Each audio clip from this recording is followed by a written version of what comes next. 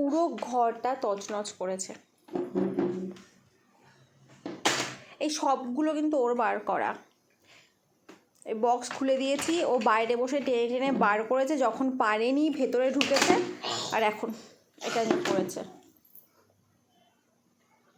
কি হয়েছে, লেগেছে? হ্যাঁ, এই আমাকে চাপ করে দিল। পাপা, এই যে ভিয়ম, এত বদমাইশি কোথার থেকে আসে? বাবার থেকে? এই যে এত এত বদমাইশি কে শিখিয়েছে? বাবা? বাবা? তাহলে বাবাকে